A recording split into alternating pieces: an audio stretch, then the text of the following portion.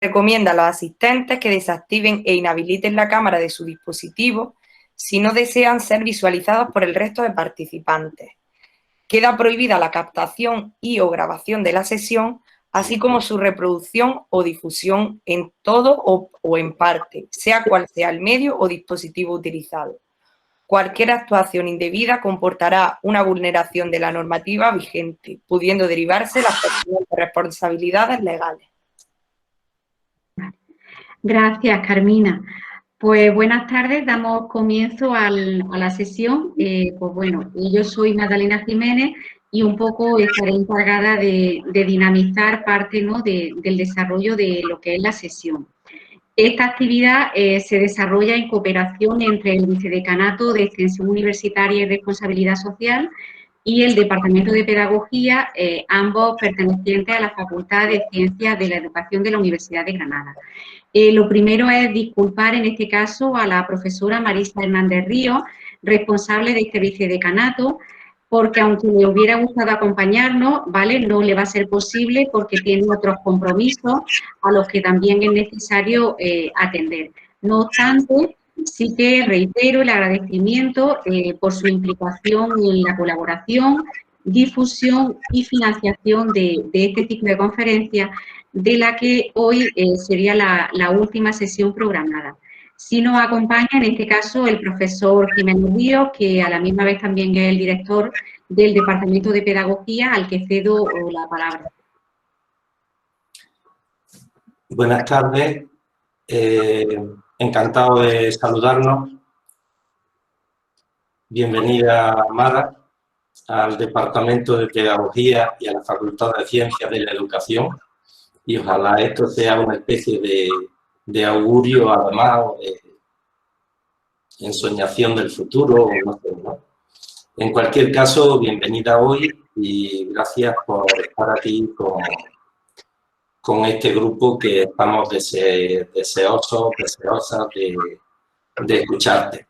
La verdad es que es algo muy bonito para el departamento que haya una asignatura cuyos 3 picos, por así decir, son 3 conferencias. Estuvo antes Carmen, que nos habló de Montessori, Zoraida, que nos habló de Pickler. Tú hoy vienes a culminar, ¿no?, con esa, atendiendo a la cabalística judía, el número 3. Es importante, vienes como a culminar y cerrar lo que yo creo que es la construcción de una antropología, ¿no? Muchas veces ha salido que el centro son esas personas de corta edad con las que convivimos y con las que crecemos, y yo entiendo que finalmente me ha encantado, porque casualmente también he tenido la oportunidad de seguir la asignatura. Me ha encantado ver cómo se ha ido construyendo una antropología desde la tierra, desde el suelo, ¿no? A mí me gusta decir que somos cuerpo y libertad, cuerpo y nombre, celebramos nuestro nacimiento y nuestra onomástica. Y no sé, cuando pienso en cuerpo, pienso en tus antecesoras y me atrevo casi como a adivinar que hoy nos vas a poner el acento en la libertad. No lo sé, a lo mejor soy muy atrevido. Al fin y al cabo, pues vivimos en el desgarrón, ¿no? Andamos, persona es la que camina con los pies en la tierra y la cabeza en el cielo, en el desgarrón transfigurante de la llamada de las otras personas, ¿no? Y eso es lo que me ha ido quedando a mí de estas conferencias, y esa es la perspectiva, la expectativa con la que yo pues te voy a escuchar, y de alguna manera pues invito a escucharte. Gracias, Fran, también por tus palabras acogedoras, ¿no?, para el desarrollo de esta actividad. Que, por supuesto, como ya venimos comentando, conforma parte de unas sesiones dentro de una asignatura, la Escuela de la Educación Infantil, Políticas Educativas Comparadas de la Unión Europea, que en este caso pertenece como materia al grado de Educación Infantil. Son sesiones que en este caso las consideramos relevantes para una atención educativa, en este caso, y para la infancia, que sea respetuosa con sus derechos, y que sobre todo estas sesiones inviten también a reflexionar para el conjunto, pues bueno, de estudiantes a los que formamos, porque les va a permitir en cierta medida también repensar parte de su futura acción educativa. Las sesiones previas, pues bueno, fue la profesora Carmen García Velasco, que también estuvo dedicada a la formación del profesorado. La sesión se puede ver grabada en el canal de YouTube de la facultad. La segunda de Zoraida del Paso, que en este caso abordó todo el tema de la atención educativa a la infancia desde la mirada respetuosa de Amy Pickler, que igualmente se puede tener acceso.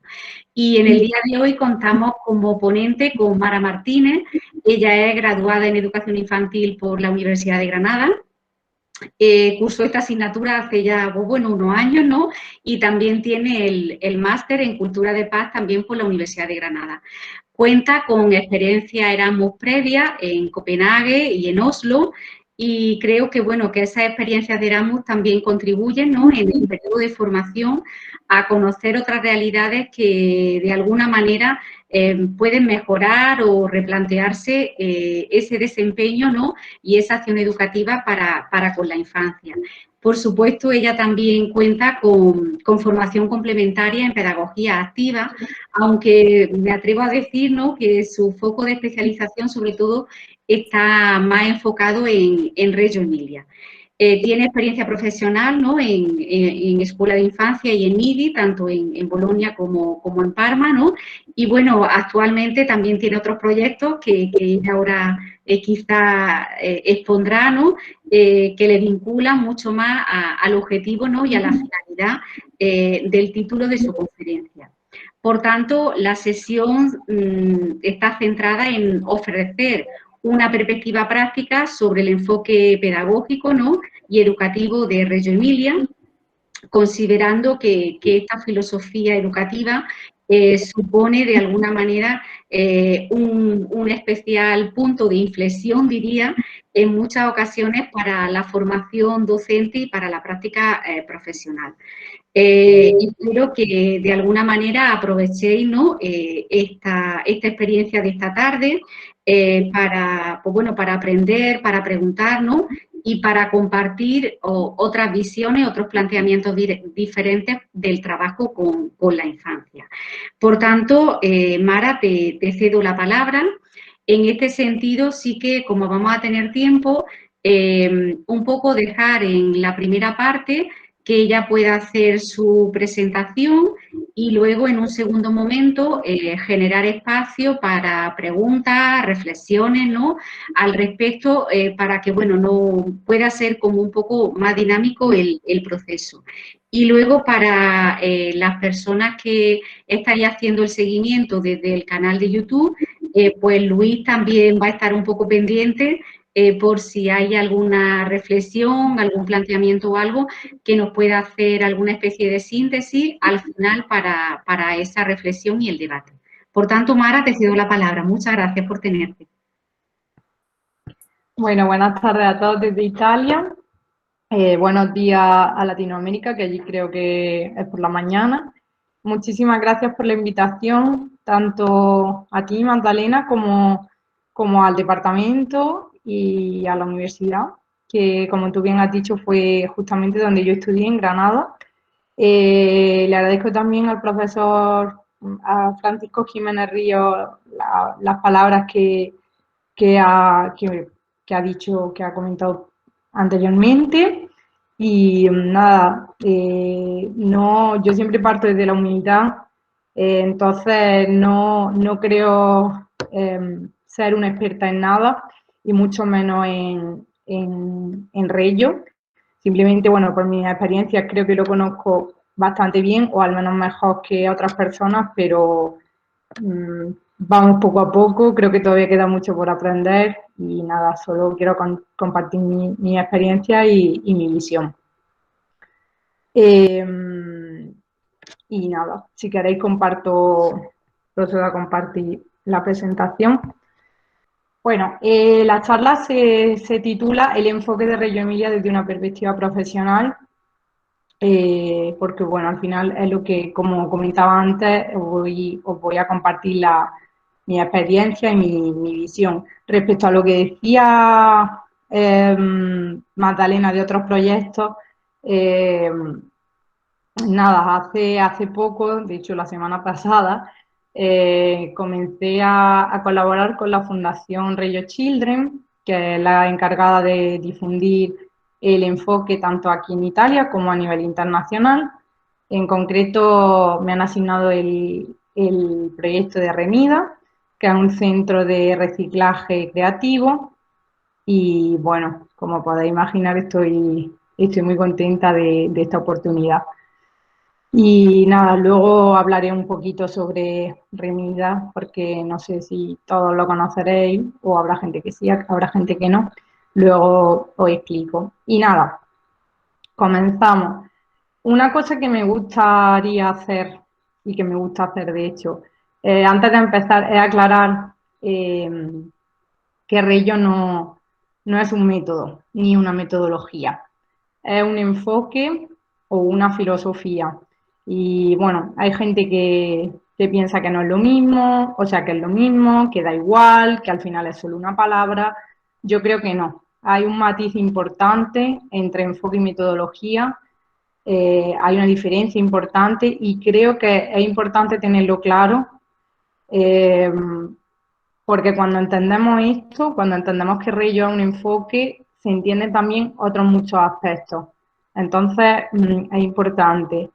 La diferencia o por qué Reggio no es un método, pues porque un método normalmente sigue una pauta estricta o más o menos estricta, sigue pues unas determinadas pautas, unos determinados conceptos. Voy a decir una cosa muy banal seguramente, pero la palabra método no es como 1, 2, 3, esto se hace así, así y así. Yo creo que es una palabra que encorseta, ¿no? Que no me da sensación de libertad ni de dinamismo, más bien al contrario. Entonces, es un enfoque porque es sencillamente un modo de trabajar que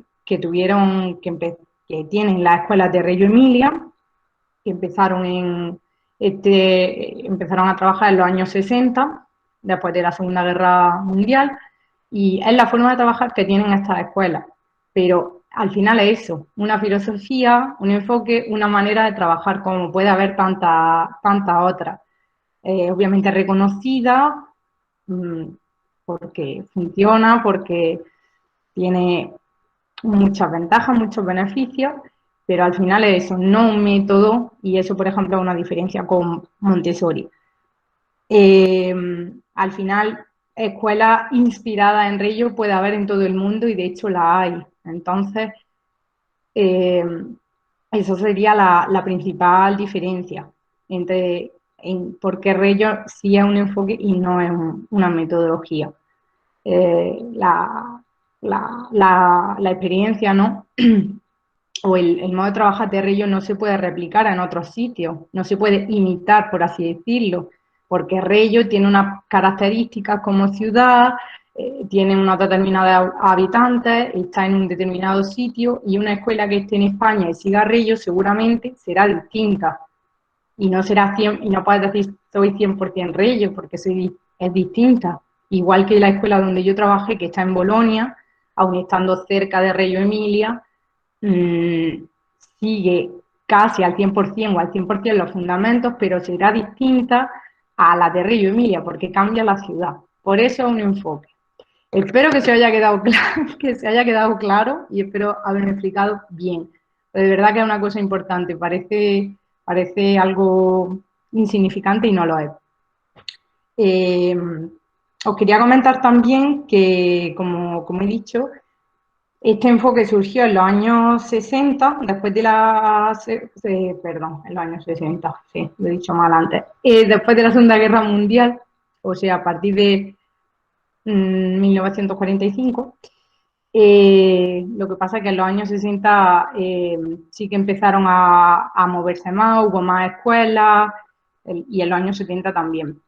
En 1945, después de la Segunda Guerra Mundial, como podéis imaginar, pues el panorama, la situación era desoladora y Loris Malaguzzi, que fue el maestro y el pedagogo precursor de este enfoque, junto a las familias y sobre todo a las madres, decidieron crear, al principio era solo una escuela, una de las escuelas, con un enfoque distinto a la educación tradicional, porque se dieron cuenta que el sistema educativo estaba obsoleto, que era muy rígido, que se basaba sobre todo en la disciplina, que no había nada de creatividad ni de arte.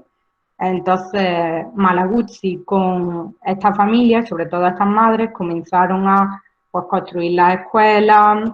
De hecho, la primera escuela se construyó, consiguieron el dinero porque vendieron caballos y un tanque de la guerra. Así que para que veáis los inicios.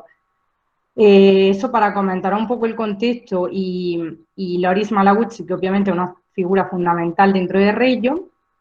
Y nada, me gustaría empezar con una frase de él que decía, nada sin alegría, porque pienso que es la actitud que tienen que llevar las educadoras, los profesores, los maestros y las maestras, todo el mundo, todo el que trabaja en la escuela, ¿no? Hacer las cosas pues, con alegría, con buena predisposición, con ganas, con motivación, que a veces falta.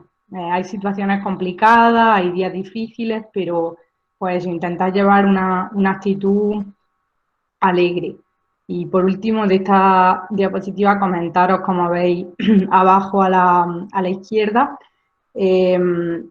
está he puesto ahí una maestra en Italia, que es mi página de Facebook, por si alguien me quiere seguir o, bueno, comentar. Allí hago divulgación, sobre todo del tema de Reggio, pero también comparto experiencias, ideas y otras cositas. Así que si queréis, ahí lo tenéis. Bueno, quién soy lo he dicho ya. Y sí que ahora que os voy a enseñar algunos de los espacios de la escuela donde trabajé en Bolonia, sí que me gustaría deciros que la importancia que tiene en Reggio los espacios. Ahora viendo las fotos lo comentaré, pero Malaguzzi precisamente decía que el espacio era el tercer educador. Entonces, en Reggio es muy importante el espacio, tenerlo ordenado, tenerlo cuidado, que sea estético, y dentro del espacio al final está todo, porque en el espacio también es donde está la documentación, y también cuando preparamos documentación hay que intentar pues que sea llamativa visualmente, que sea estética, que sea en definitiva bella, ¿no?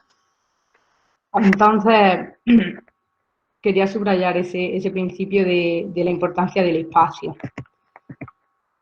Esta es la entrada de la escuela donde trabajé. Ese en concreto es el patio, aunque actualmente no está así. Por las medidas del COVID, como el patio se dividió en, digamos, parcelas diferentes y cada clase tenía pues, su propia parcela. Antes todos estaban allí juntos y ahora con el COVID, bueno, ahora, hace unos meses, con el COVID no se decidió cambiarlo y hacerlo así.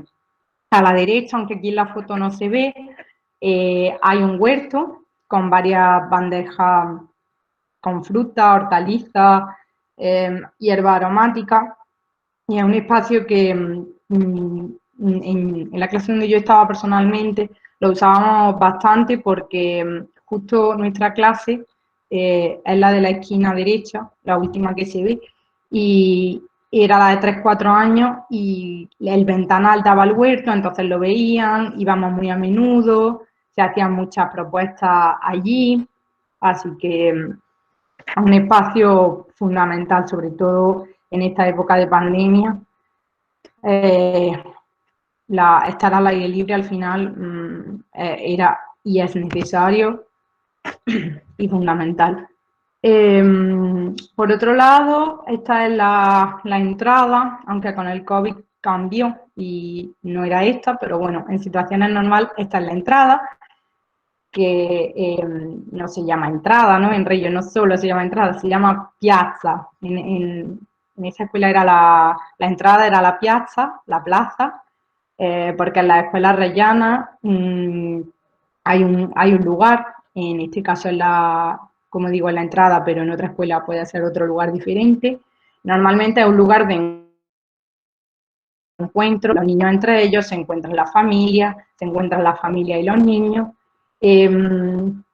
Esta escuela es una escuela de 0 a 6 años, entonces era muy bonito porque, por ejemplo, los niños de 5 años se encontraban con los bebés en esa plaza y jugaban con ellos, tenían mucho intercambio y era muy interesante ver pues qué roles asumían, cómo se comportaban, y aprendían eso tanto los mayores de los pequeños como los pequeños de los mayores. Creo que estar en una escuela de 0 a 6 años es muy bonito y muy enriquecedor porque eso, ver los cambios y ver cómo se relacionan. No lo he comentado, la escuela pertenece, bueno, la construyó un grupo empresarial que es bastante importante aquí en Italia y la construyó para sus trabajadores principalmente. Entonces, la mayoría de los niños que van a esta escuela y de las niñas son hijos de los trabajadores de esta empresa. Eso como dato por si tenéis curiosidad. Voy a usar niños como masculino genérico para referirme a niños y a niñas porque si no por cuestiones de tiempo al final se alarga mucho, pero cuando digo niños me refiero a tanto a niños como a niñas. En este espacio, bueno, como habéis visto antes, eso era una librería, delante era la piazza, la entrada, como he comentado, y detrás aquí tenemos pues el comedor donde se come, o el restaurante. Aquí se desarrollaban y se desarrollan momentos importantísimos dentro de la rutina, porque el momento de la comida, como me imagino que sabréis, es muy importante. Más adelante, a lo largo de la presentación, comentaré más cosas sobre el atelier del Sapore y un proyecto que había sobre el momento de la comida, pero eso por ahora no quiero adelantaros nada. Fijaros pues que todo está pensado, que los espacios son luminosos, la importancia de los libros, en fin, al final, pues eso, la importancia del espacio y el espacio como tercer educador, como os comentaba. Esta es la clase de 0 a 1 año, o sea, de los bebés, que yo estuve trabajando un breve periodo de tiempo en esta clase. Bueno, ahí podéis ver, cuando yo fui no estaba así porque cada cierto tiempo se cambian los muebles o la posición de los muebles, o esos, al final son espacios dinámicos, ¿no? Que van cambiando pues según las necesidades, según los intereses de los niños, según los proyectos que se van llevando a cabo. Vale, a la izquierda podéis ver la clase. Esta clase estaba pensada para 1 o 2 años y de hecho los niños de 1 a 2 años siempre han estado ahí, pero con el COVID cambiaron las clases y se convirtió en la clase de 3-4 años, que era donde estuve. De hecho, a la derecha, como he dicho, a través del ventanal se podía ver el huerto. Quitaron todas las colchonetas y todos los cojines que veis porque estaban adaptados para niños más pequeños y añadieron más mesas. Y en la otra foto, como podéis ver, es otra de las clases, si no recuerdo mal, la de 2 a 3 años. Hay una plataforma, esa plataforma que veis, es muy importante, bueno, es muy importante. Es un elemento que, por ejemplo, en esa escuela estaba presente en muchas clases y en otras escuelas donde he trabajado está, y creo que es importante para el tema de hacer construcciones, pues eso, tener una pequeña o una gran plataforma, dependiendo de la escuela y del aula, que les permita construir. Y si os fijáis, ahí hay una pequeña construcción encima de esa plataforma, que eso puede servir también como documentación si los niños han hecho o han dicho algo que a nosotros nos parece significativo, lo podemos dejar. Incluso a nivel estético forma parte del ambiente. Vale, y ahora os comento sobre los atelieristas, el atelier, que esto es uno de los puntos fundamentales de Reggio. La foto de la derecha, arriba, podéis ver el atelier de la naturaleza de esta escuela y abajo el atelier del color, que era donde se trabajaban pues principalmente trabajos, propuestas, perdón, gráfico, pictóricas, eso, sobre todo a nivel gráfico, a nivel artístico y pictórico, obviamente. En el atelier de la naturaleza eran más, se trataban temáticas de ámbito científico y también, obviamente, botánico. Centrándome en la figura del atelierista, como veis, he puesto formación artística porque esta figura, el atelierista, no es un maestro, no es un profesor, no es un pedagogo, de hecho no tiene formación pedagógica, ni educativa, bueno, educativa, no tiene formación pedagógica, educativa sí. Suelen ser personas que tienen un perfil artístico. Pueden ser músicos, cantantes, cualquier tipo de arte, ¿no? Actores, directores de cine, se me ocurre, fotógrafos, cualquier disciplina artística puede ser convertida en un lenguaje, ¿no? Como decía Malaguzzi en su poema, en su metáfora de los 100 lenguajes del niño. Entonces, creo que es una figura súper importante y sería súper enriquecedora que todas las escuelas tuvieran pues una persona con un perfil artístico que pudiera contribuir pues al desarrollo del arte y de la creatividad de los niños. Los atelieristas que yo he conocido, bueno, depende de la escuela, pero en esta en concreto había un grupo estable de 4 atelieristas que estaban siempre, lo cual quería decir que hacían el mismo horario que los maestros y las maestras, solo que las funciones eran distintas. ¿Qué hacen, no, los atelieristas? Pues los atelieristas sobre todo se encargan de cuidar y mantener los espacios, de preparar los materiales, sobre todo también de proyectar y programar sus propuestas. De hecho, muchas veces están más tiempo proyectando y programando las propuestas que con los niños. Los que pasan más tiempo con los niños suelen ser las maestras y los maestros. Y esas serían como las funciones principales y la diferencia entre atelieristas y maestros. Quiero decir que no todas las escuelas se pueden permitir esto, entonces lo ideal sería, dentro del enfoque Reggio, que hubiera atelieristas, si queremos ser, digamos, fieles, pero también creo que Reggio permite la flexibilidad de adaptarse. Entonces, si estamos en un contexto o en una escuela donde por circunstancias y motivos diversos no podemos tener un grupo o un atelierista, lo que podemos es formarnos nosotros como docentes, como maestros, en ámbitos artísticos, en distintos ámbitos artísticos o en algo que nos guste mucho, como he dicho antes, puede ser música, puede ser dibujo, puede ser fotografía, pueden ser incluso medios audiovisuales, y el docente puede hacer también de atelierista. De hecho, yo he sido docente, pero también he sido atelierista cuando he preparado propuestas o he hecho atelier. No en esta escuela, pero sí en otras experiencias.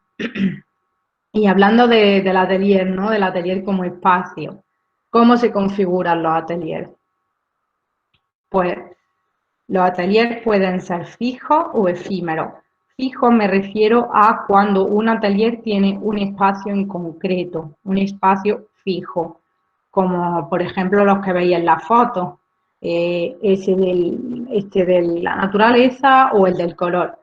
Efímero es cuando usamos, por ejemplo, un aula, que puede ser el aula de 3 años, pero en un momento dado se convierte en el atelier de la música o la sala donde duermen.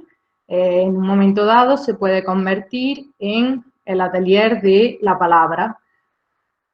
Que el patio se puede convertir en otro atelier, o sea, las posibilidades son infinitas y por eso les digo efímero, porque el atelier dura lo que dura la propuesta, luego pues vuelve a ser aula, vuelve a ser patio o el espacio que sea. En esa escuela en concreto, como he puesto, podéis ver en la presentación, existen el atelier del color, el atelier de la naturaleza o el atelier botánico, el atelier del sonido, donde también se hacían muchas cosas a nivel audiovisual, el atelier del movimiento, que era psicomotricidad, y se hace tanto en el gimnasio, porque la escuela tiene un gimnasio, como en el parque, o también a veces en el aula, dependiendo. También había un atelier de la luz y un atelier del sapore, de la cocina, que no os impacientéis más adelante, ahora un poquito más adelante explicaré un poco más sobre el atelier de la cocina, del sapore, mejor dicho. Estos no son los únicos ateliers que existen, ¿no? No son las únicas temáticas, podemos hacer, como he dicho, un atelier del barro, por ejemplo, en el patio, podemos hacer un atelier de la palabra con un espacio para la lectoescritura, con un espacio también para la mensajería, ¿no? Podemos hacer lo que se nos ocurra, siempre desde la perspectiva de tratarlos como lenguaje, porque al final son esos lenguajes a través de los cuales los niños se pueden expresar. ¿Y cómo se trabaja en Reggio? Esto es un poco complicado resumirlo. Yo os estoy ofreciendo digamos, pinceladas de cada aspecto, ¿no? Un poquito de atelier, un poquito de cómo se trabaja, pero al final son eso, pinceladas. Se puede profundizar y se debe profundizar mucho, mucho más. Pero bueno, hoy el tiempo es el que es, así que hago todo lo que puedo. Bueno, en Reggio se trabaja a través de propuestas. De hecho, a mí me gusta más llamarlo propuesta o usar el término propuesta en lugar de actividad, porque actividad me parece como algo dirigido, incluso a veces impuesto, y propuesta, como decía antes con otro término, con otro concepto, con el concepto de enfoque, y al igual que enfoque, propuesta me da sensación de dinamismo y de libertad, algo que yo propongo, o bueno, a veces parten de los niños, pero digamos, si una propuesta parte del adulto no es obligatoria, el niño puede hacerla o puede no hacerla, por eso es una propuesta, ¿no? Es libre de decidirlo. Entonces, os enseño una foto de cosas que se hacen sobre todo en el ciclo de 0 a 3 años. Normalmente estas propuestas que veis en la foto son propuestas de juego libre, con materiales reciclados, materiales desestructurados, naturales, que aportan una gran cantidad de información sensorial y que permiten a los niños pues explorar el mundo, experimentar,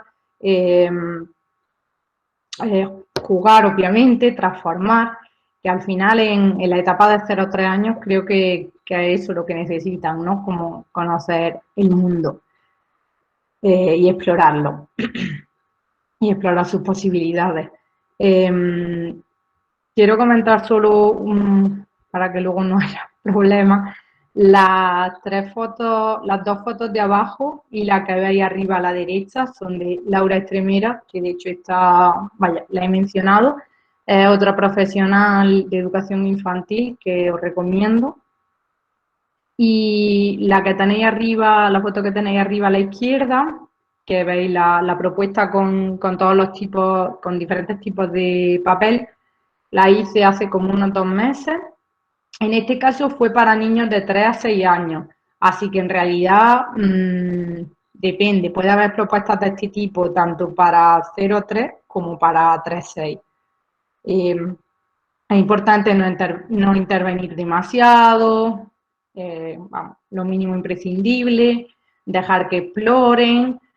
Si les damos los elementos y el espacio adecuado, los niños pueden explorar libremente y sin dificultades. Lo digo en general, ¿no? A la hora de hacer esta propuesta, igual que si hay un niño que por algún motivo no la quiere hacer, yo creo que es mejor no forzarlo, sin motivarlo, sin invitarlo, pero no forzarlo en ningún caso.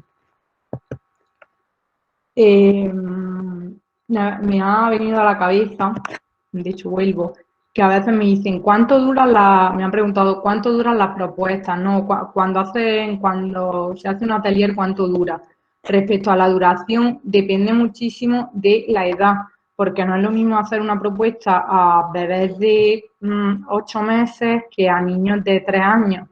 La atención en la primera infancia ya sabemos que suele ser corta, entonces depende de la edad que tengan y sobre todo del interés. Yo puedo hacer una propuesta y a veces igual los niños veo que no están interesados o que no les gusta o que igual ese día están muy nerviosos y yo estoy proponiendo algo tranquilo y a ellos le quieren hacer algo más movido. Entonces, la duración de las propuestas es muy relativa. Cuando los niños son más grandes, paulatinamente sí que va aumentando la duración, que puede llegar incluso a media hora, hablo ya de niños de 5 años, si están muy concentrados, puede llegar eso a 20 minutos, a media hora, y cuando son más pequeños, menos. A veces nos sorprenden y yo he hecho propuestas que a veces han durado incluso 40 minutos, 45, hablo también ya de 4, 5, 3 años, depende del niño. Pero en general eso, no son propuestas de 1 hora o 2 horas. Perdona. Ahora os hablo de los proyectos, pero eso, quería señalar que entre ellos muy importante el pequeño grupo. Esto me parece fundamental. Yo casi diría que sin pequeño grupo no se puede hacer Reggio. Loris Malaguzzi, en el libro La educación infantil en Reggio Emilia, que lo recomiendo, por cierto, expone todos los beneficios que tiene trabajar o que los niños trabajen en pequeño grupo y se dan pues esos procesos de intercambio, se crean unas atmósferas muy ricas, se crean diálogos de intercambio y tú como maestro puedes entender los roles de los niños, cómo se relacionan. Entonces, veo fundamental trabajar en pequeño grupo y de hecho creo que es una de las grandes batallas, ¿no? con los sistemas tradicionales o con el sistema público de educación, de bajar la ratio, el número de niños por aula. Y respecto a esto es uno de los puntos importantes en Reggio, respecto a la pareja educativa, en Reggio se trabaja con pareja educativa, eso quiere decir que hay 2 maestros o maestras por aula. Esto permite, como imaginaréis, muchísimos intercambios, al final te enriquece, ¿no? Puede haber momentos más difíciles o momentos de desencuentro, pero esos momentos también sirven para crecer, para reflexionar, a la hora de hacer propuestas, de llevar a cabo ideas, todo se enriquece, ¿no? Mucho más. Y respecto a la formación continua, yo casi que diría que no es solo de Reggio, sino que cualquier docente debería formarse siempre, ¿no? Estar siempre, o al menos los años que ejerza, en continua actualización, siempre queriendo aprender, porque mi frase, una frase que me gusta mucho es: quien se atreve a enseñar nunca debe dejar de aprender. Entonces, creo que sobre todo los docentes, cualquier profesional, creo que siempre debe estar en constante formación, pero los docentes sobre todo. Y en Reggio es también importante que ofrecer formación y estar siempre pues eso, aprendiendo, incluso que los educadores y los profesores tengan esta visión de aprendizaje, de curiosidad, de querer siempre saber más, de profundizar, de afinar siempre la mirada, los conocimientos. Bueno, y como os comentaba, ahora paso a hablar de los proyectos. Los proyectos, eso es un gran tema también, un tema que daría para mucho, mucho, mucho, pero bueno, voy poco a poco. Normalmente los proyectos se llevan más a cabo en la etapa de 3 a 6 años. Como he dicho, en la etapa de 0 a 3, como he mencionado antes, se trabaja de forma un poquito distinta. Los proyectos pueden partir de los niños, pueden partir del adulto, de algo que ha pasado en clase o de algo que le ha pasado a un niño o una niña fuera de clase.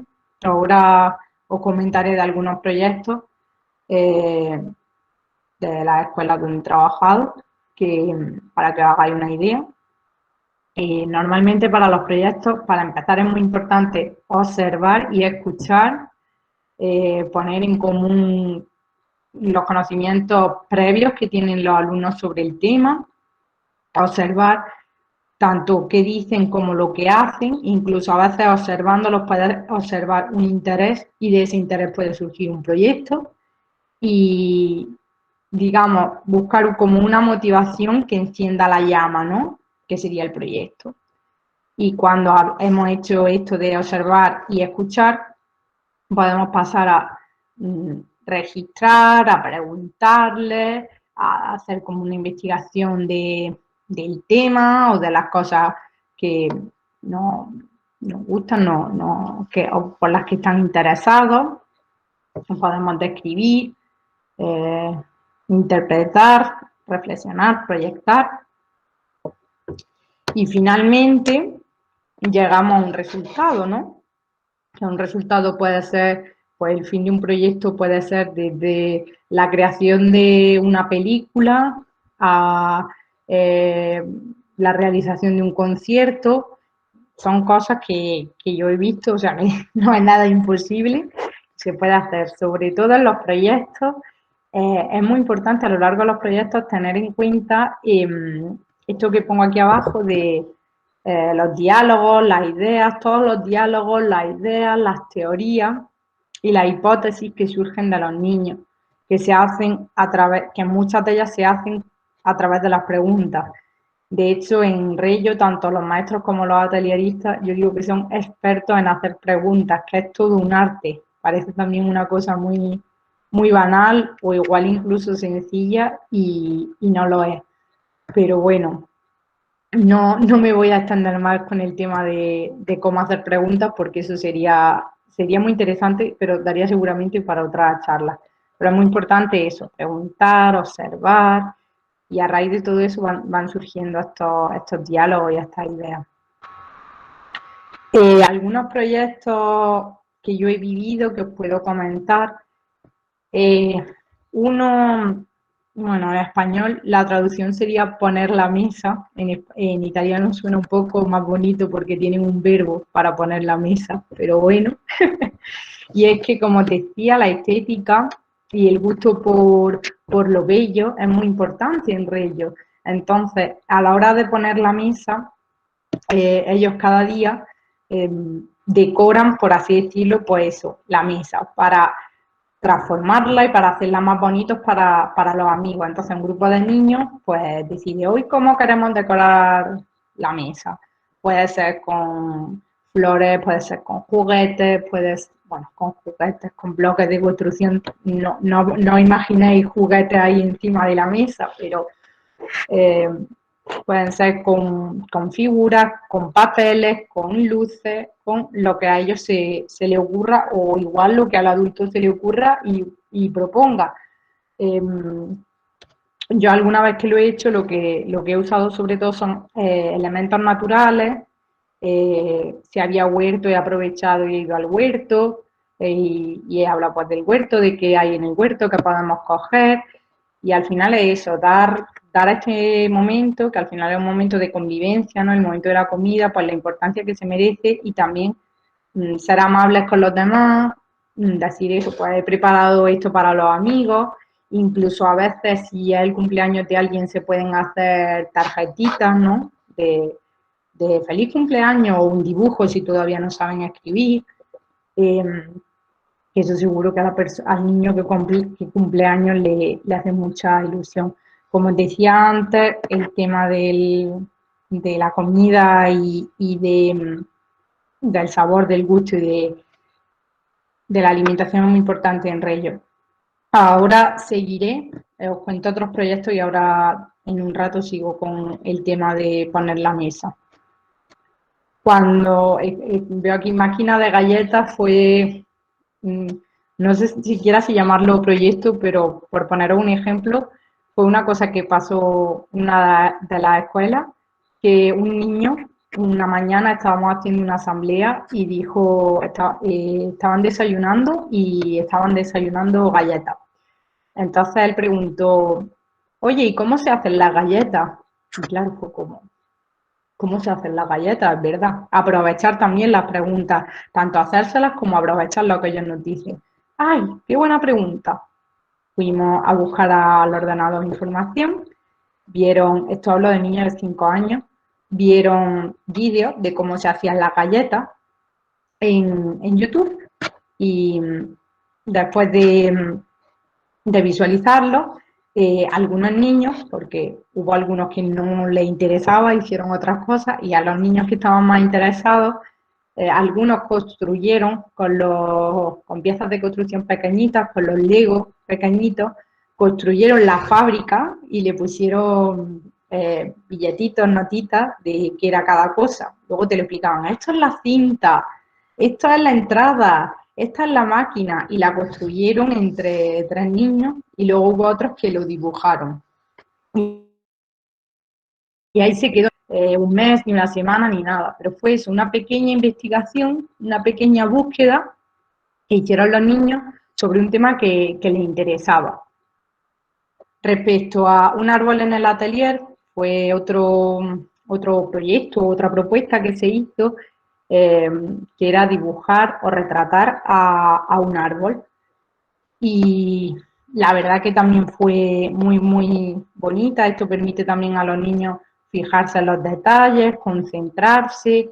Yo recuerdo especialmente que cuando esta propuesta no la hice yo, pero la vi, y porque dejaron documentación y había un árbol que en realidad no se veía bien, se veía como una mancha, y dejaron la frase de la niña, ¿no? Lo que había dicho cuando supongo que le preguntarían, ¿qué has dibujado? O ¿por qué tiene esta mancha? O esto que ella decía que era un árbol con la niebla, entonces no se veía bien.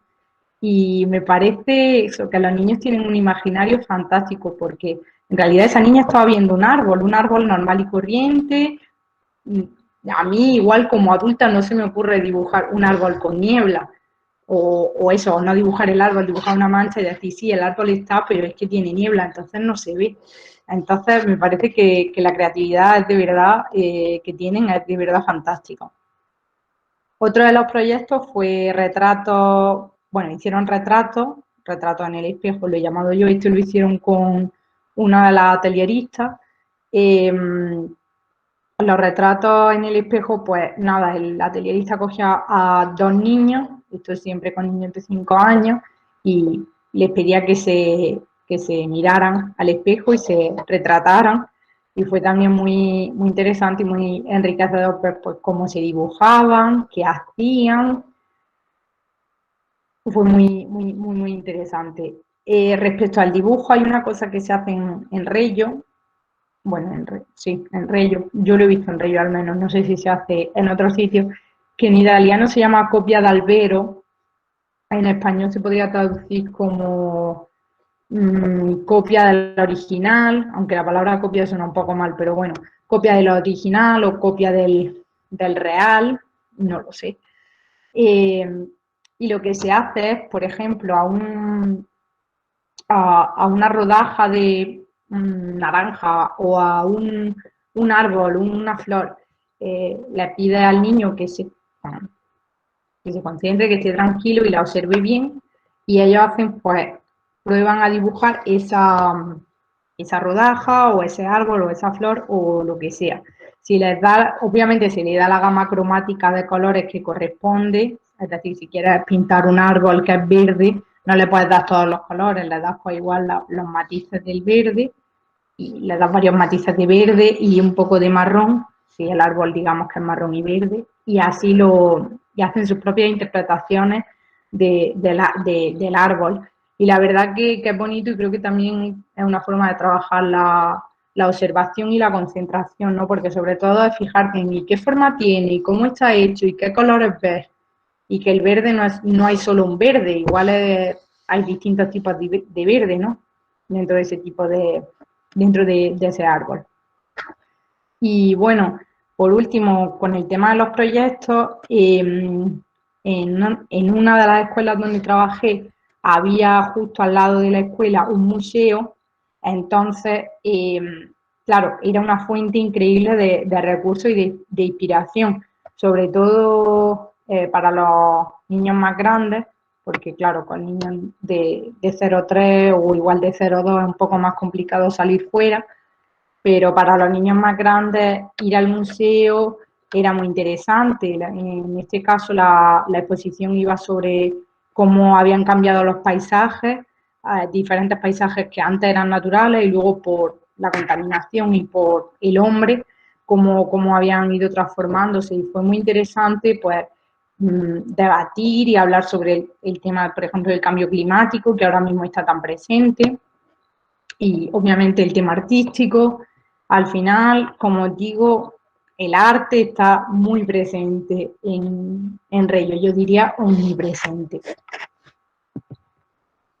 Y ahora por fin hablamos del atelier del gusto.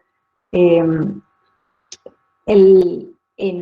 la Fundación Reyo Children hay un atelier que se llama Pause. Bueno, de hecho lo he dicho mal, no es un atelier, hay un proyecto que se llama Pause Atelier del Sapore, que se podría traducir como atelier del sabor o del gusto, pero no es solo un atelier, ya os digo, es un proyecto propio que tiene la Fundación Reyo Children para que hagáis idea de cuánto es importante la alimentación y la comida para Reyo. Para Reyo la comida al final es un lenguaje universal, ya que hablamos de los lenguajes y los lenguajes del niño, pues la comida es un lenguaje universal que tiende puentes, que une diferentes culturas, diferentes razas, religiones. A través del atelier, que no, como digo, no es solo atelier, es también un restaurante, es un centro de investigación, se realizan muchas propuestas.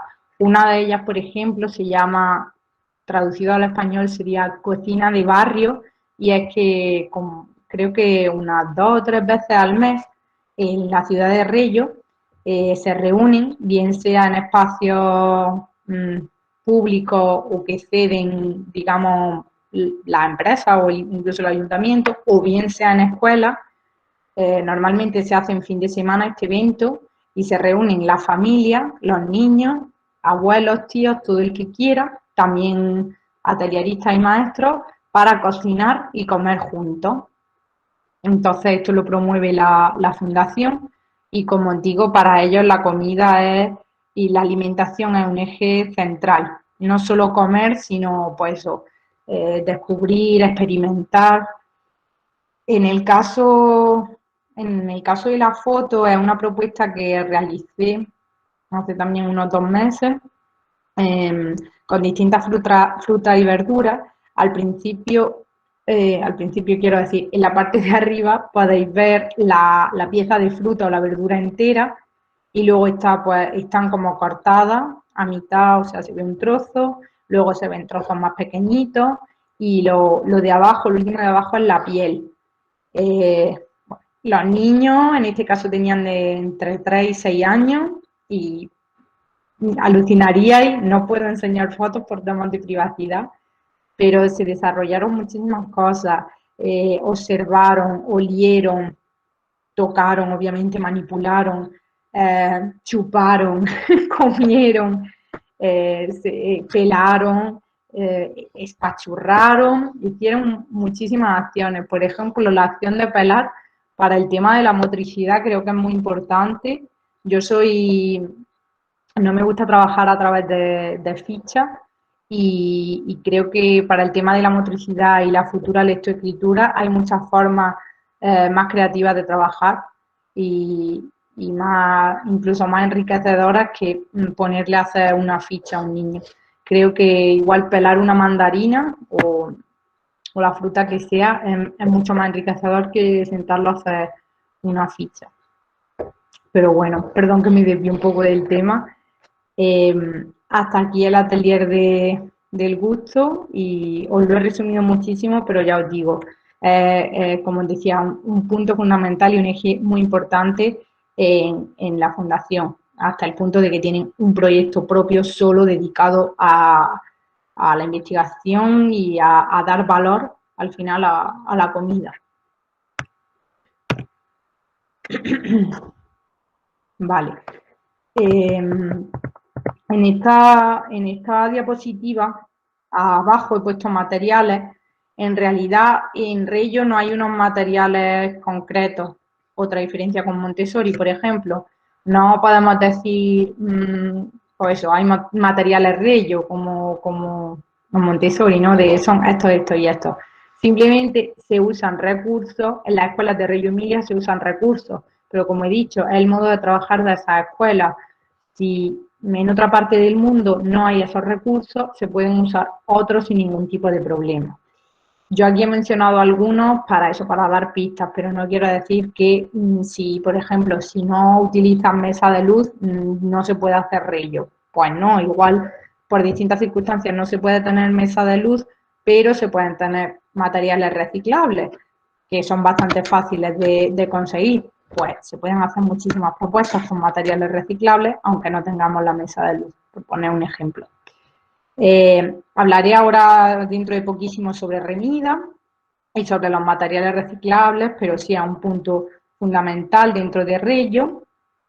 La mesa de luz y todo lo que es la luz, el atelier de la luz y la experimentación con este elemento es fundamental, es muy importante, ellos lo usan muchísimo.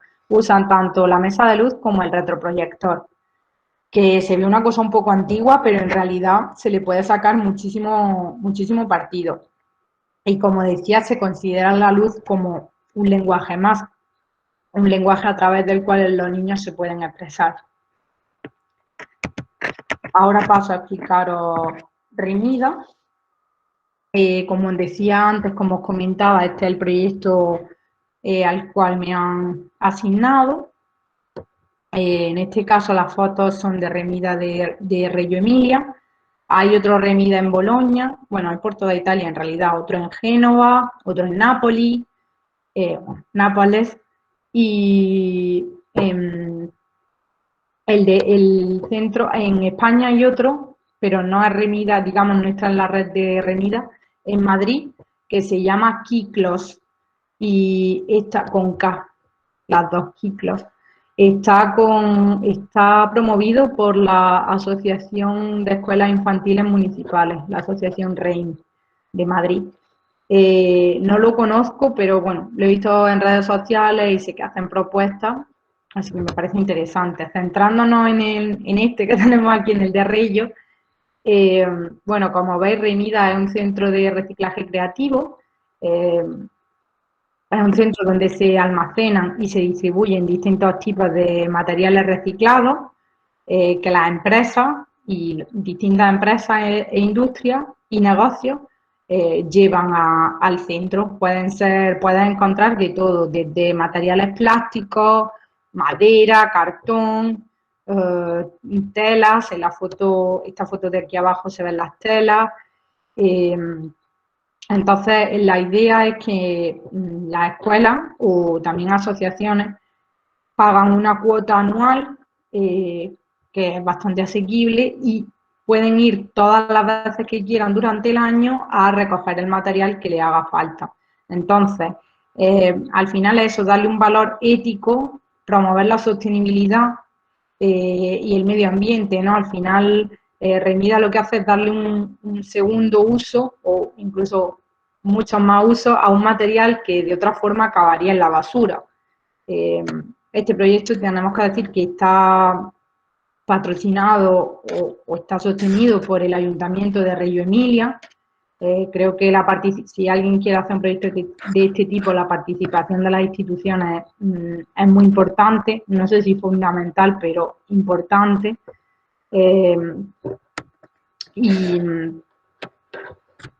Y nada, pues esto Remida, se llama Remida porque, que esto me gusta, Remida es la abreviatura, por así decirlo, de Rey Midas, porque en italiano rey es re, entonces Remida, porque en la historia, en la anécdota del rey Midas, todo lo que tocaba se convertía en oro, ¿no?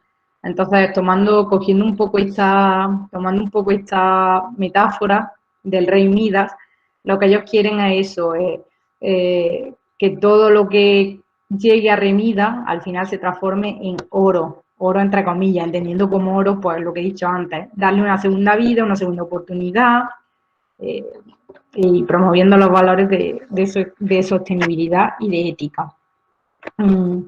Quiero terminar diciendo que en Reggio, creo que esto conviene resaltarlo, la imagen del niño es de un niño competente, de un niño capaz y de un niño autónomo. Entonces animaría a todos y a todas las que me están viendo, tanto estudiantes como profesores que actualmente ejerzan o maestros, de promover esta autonomía, ¿no? Es un punto fundamental y creer en las capacidades, en las potencialidades y en los talentos de los niños. Es fundamental también hacer hincapié en promover su creatividad, los lenguajes, como os comentaba antes, sus distintos lenguajes, y sobre todo respetarlos. Creo que respetar a la infancia es la base, respetar a nuestros estudiantes, a nuestros alumnos.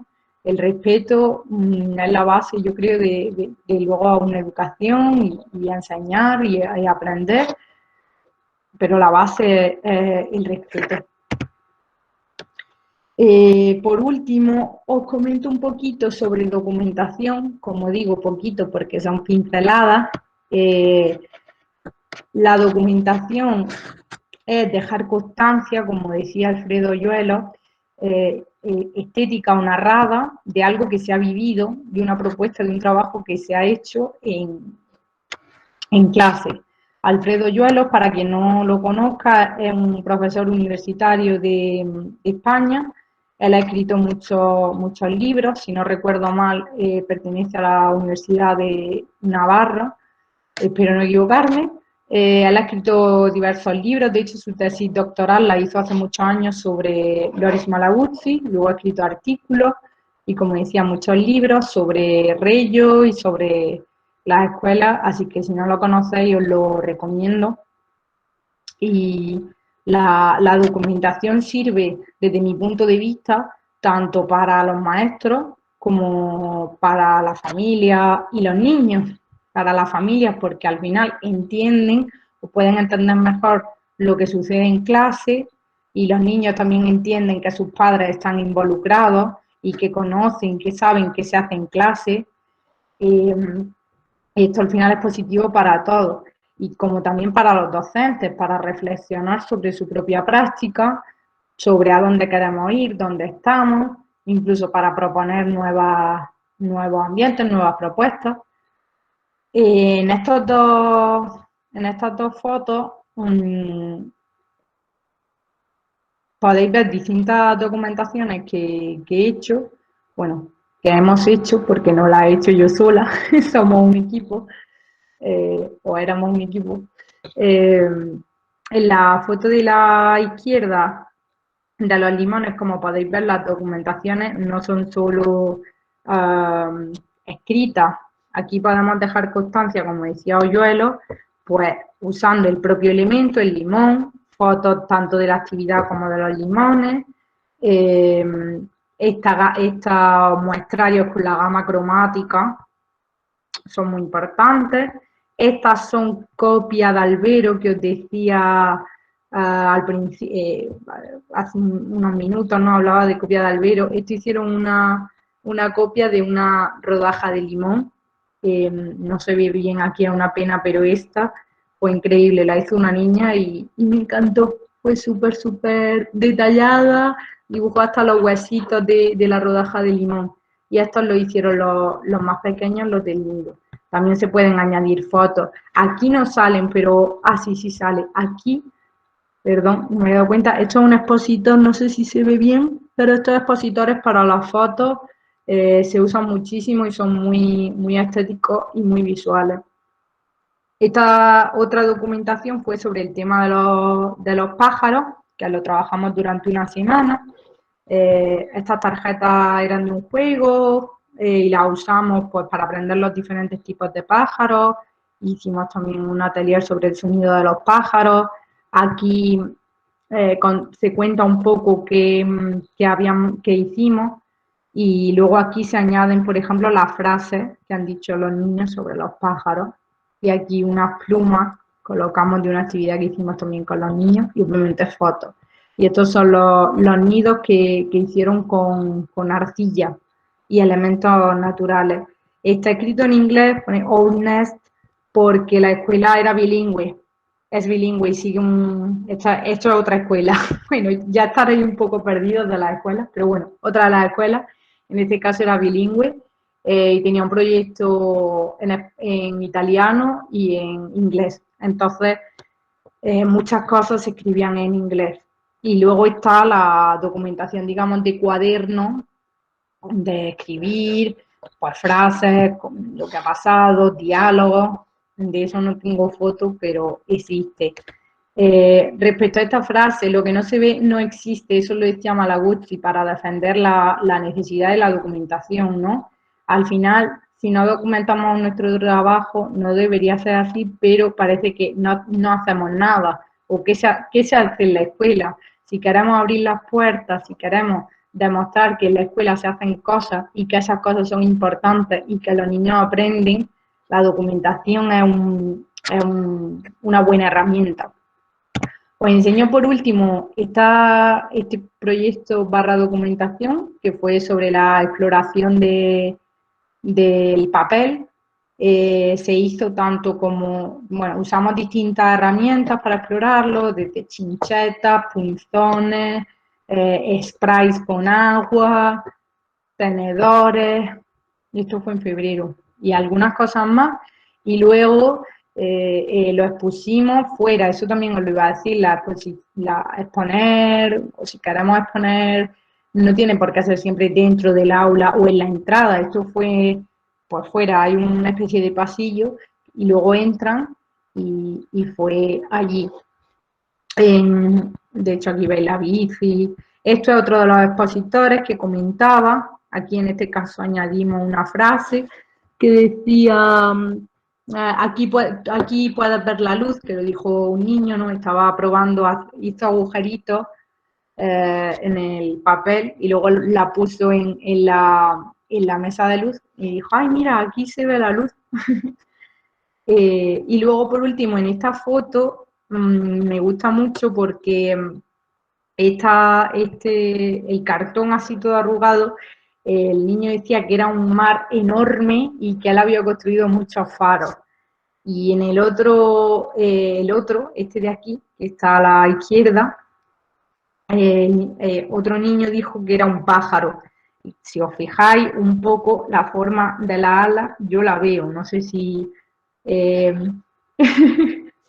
será porque estoy un poco loca, pero yo veo ahí un pájaro y me parece muy, muy creativo y que a los niños pueden ver cosas que los adultos, como he dicho, no, por mucho que nos esforcemos, no podemos. He dejado aquí un poco de bibliografía. En mi página de Facebook, en Una maestra en Italia, tengo un post con algo más de bibliografía. El primer libro lo he mencionado anteriormente, se llama La educación infantil en Reggio Emilia y os lo recomiendo muchísimo porque además es de los pocos, yo diría si no el único, que 100% está escrito por Loris Malaguzzi, porque hay otros que están escritos pues, por colaboradores, por atelieristas o por otros profesionales que en absoluto yo no les quito mérito, pero leer algo que ha escrito el propio Malaguzzi, que ha sido como el fundador, la cabeza un poco pensante de este enfoque, me parece súper necesario, ¿no? Y ya os digo que no es tan fácil leer algo de él. En este caso es una recopilación de una entrevista que le hicieron sobre cómo funcionaba Reggio y en ella explica muchas cosas, ¿no? Cómo funcionaban las escuelas, cómo era el enfoque y él explica muchas cosas. Es muy interesante. Luego, como he mencionado, Alfredo Yuelos también es un autor imprescindible, sobre todo en español. Él ha divulgado al final, fue yo creo un poco el precursor a nivel universitario y también en otros niveles de difundir el enfoque de Reggio. En este caso su libro se llama La estética en el pensamiento y obra pedagógica de Loris Malaguzzi. El tercer libro es Bea Becchi, que fue atelierista en Reggio durante muchos años, y si no recuerdo mal, también colaboró y trabajó mano a mano con Loris Malaguzzi. El libro se llama Arte y creatividad en Reggio Emilia, y también me parece fundamental porque explica esa parte que, como digo, la creatividad, el arte, los lenguajes artísticos están muy relacionados con el enfoque de Reggio. Otro libro que me parece interesante, aunque no habla de Reggio, pero como he dicho, el diseño de espacios al final es un punto importante y este libro trata de eso, de diseño de espacios. Se llama Esencias, diseño de espacios educativos, es de Ciro López. Es una pasada porque tiene un montón de fotos de diferentes escuelas de todo el mundo y de los diferentes espacios, entonces creo que sirve de inspiración y puede aportar mucho. Si queréis igual cambiar la escuela, cambiar algún aspecto del aula, os puede venir bastante bien. Y a esta autora, Laura Estremera, la he mencionado también antes, su libro Ser niño acompañado yo me lo he leído y también es muy interesante. Ella se centra sobre todo en hablar del periodo de 0 a 3 años, pero igualmente es interesante también para si te dedicas a 3 6 años, porque creo que al final ambas etapas están relacionadas, ¿no? Y para entender el 0-3 tienes que entender el 3-6 y para entender el 3-6 tienes que entender el 0-3. Así que es un libro muy interesante para cualquier persona que se dedique a la infancia, cualquier profesional de la infancia. Recursos, con respecto a recursos, no sé si es la palabra adecuada, pero bueno, es la que se me ha ocurrido. Os recomiendo seguir en redes tanto a Nido Escuela Clorofila como a Nido Escuela Jacaranda. Ambos están situados en Milán, son escuelas de 0 a 6 años y siguen el enfoque pedagógico de Reggio. La pedagoga que tienen es de la Fundación Reggio, entonces siguen prácticamente al 100% los principios de Reggio y las propuestas que hacen me parecen muy interesantes, así os podéis hacer igual una idea mejor o más visual de qué es Reggio, y son bastante activos en redes sociales, así que si queréis seguirlos, yo creo que puede ser muy enriquecedor.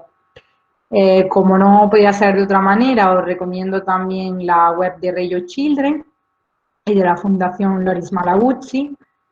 Ahora están haciendo muchas formaciones online. Si alguna vez tenéis la oportunidad y podéis venir al Centro Internacional Loris Malaguzzi, sería genial. Y bueno, en Latinoamérica supongo que mucha de la gente que me está viendo y que me sigue lo sabrá, pero hay una asociación, digamos, que se encarga de difundir el enfoque de Reggio en Latinoamérica, que se llama Red Solare, y en España, en vez de Red Solare, está DIP, que, bueno, hace más o menos lo mismo. Ahora DIP está organizando un ciclo de conferencias por si os interesa. Por último, Hay muchos, bueno, algunos blogs sobre Reggio, porque Reggio, bueno, no es tan, por ahora no es tan mediático, por así decirlo, como Montessori, pero existen muchos blogs y grupos, sobre todo hay 3 grupos en Reggio, perdón, sobre Reggio en Facebook que me parecen muy, muy útiles. Por mi parte, esto es todo. Os agradezco de corazón el tiempo que me habéis dedicado. Bueno, ahora supongo que me contarán si tenéis alguna duda, alguna reflexión, algún comentario. Nada, os agradezco nuevamente la invitación a Magdalena y a todo el equipo del departamento, que para mí es un lujo y un placer poder compartir esta mirada. Me parece muy necesario, sobre todo en la formación inicial del profesorado, es decir, en la etapa universitaria, dar a conocer estas pedagogías y estas miradas que, por desgracia, pues no se conocen mucho, así que muchas gracias y como he dicho antes, pues lo fundamental es el respeto y ya a partir de ahí incentivar la creatividad y la emoción en los niños. Y nada, elegí una frase para despedirme o para cerrar la charla, que es: por una escuela que no separe la cabeza del corazón, porque en el poema de los 100 lenguajes, Malaguchi se lamentaba un poco, ¿no? Se quejaba un poco de que de eso, de que al final la escuela lo que quería era separar la cabeza del corazón, ¿no? De los niños. Y yo creo que lo que tenemos que intentar es que ambos estén unidos, ¿no? Y potenciar, pues tanto a nivel cognitivo, intelectual, como a nivel emocional, a nivel artístico. Por último, dejo mi contacto. Tenéis mi email allí por si alguien tiene algún tipo de duda o quiere consultarme alguna cosa. Y como he mencionado, dejo también mi página de Facebook, que se llama Una Maestra en Italia. Muchas gracias de nuevo y por mi parte esto es todo. Gracias. Bueno, gracias a ti, Mara, por compartirnos tu experiencia, ¿no? Desde esa visión práctica respecto de cómo afrontas, entiendes, ¿no? Estás desarrollando, te enfrentas también a esas inquietudes, ¿no? A esas necesidades que la infancia, pues bueno, también va demandando y que, bueno, tiene su propia visión, ¿no? Sus propias reflexiones, ¿no? Y sus propios lenguajes, la manera en cómo también nos transmiten. Entonces, en este sentido, creo que bueno, también mostrarte, ¿no? Nuestra gratitud por compartir, ¿no? Al respecto esta temática en el día de hoy. A partir de este momento podemos lanzar, Mara, si no te importa, corta el micro. Perdón. Podemos dar gracias, cabida, ¿vale? Pues bueno, a la participación y que se puedan plantear, pues bueno, no sé si preguntas concretas o en cualquier caso, pues bueno, alguna reflexión, no sé, sobre qué os ha llamado la atención más la presentación de Mara, sobre todo, pues bueno, quienes estáis en proceso de formación en la facultad, ¿vale? Y que en este sentido, pues bueno, es la temática con la que hemos concluido y a partir de la cual, pues bueno, todavía tenemos algunos pendientes. Entonces, de alguna manera, pues bueno, ¿quién tiene la intención, pues bueno, de iniciarse en hacer algún comentario o en, pues bueno, hacerle alguna pregunta concreta a Mara? ¿Alguien? Vale, mira, por el chat, Mara, te están preguntando que si hay capacitación docente online. Que yo sepa, ahora mismo la Fundación Reggio Children la está organizando, lo que pasa que en inglés y en italiano, y luego en español yo sé que hay tanto en Red Solare, en Latinoamérica, como en TIP, en España. lo he comentado, creo que al final DIP está organizando una serie de conferencias y Red Solar, no conozco bien las propuestas, pero sé que están haciendo formaciones. Todo acreditado por Reggio Children. Estas formaciones son acreditadas por Reggio Children. Sí, en ese sentido, en España actualmente la formación, diríamos, más formalizada la está realizando DIP, que busquen tal cual que en la web sin problema lo van a encontrar. Y también hay otra persona que comenta que si en las escuelas en las que has participado hay alumnos con alguna discapacidad y qué tal podría, comentar, con necesidades educativas específicas o de apoyo específico y qué tal esa experiencia de trabajo, si has tenido la oportunidad. A ver, estoy pensando un momento, porque son varias escuelas y a veces me pierdo un poco. He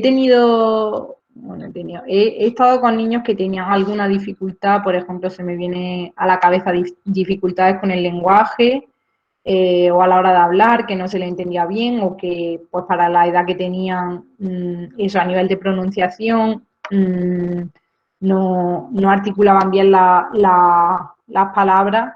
Y bueno, en el caso de este niño, por ejemplo, que digo que tenía esta dificultad, iba a la logopeda, que en el caso de Latinoamérica creo que se dice fonoaudióloga, y obviamente en la escuela pues también lo seguíamos nosotras las maestras, y tengo que decir que mejoró bastante, incluso en 3 meses.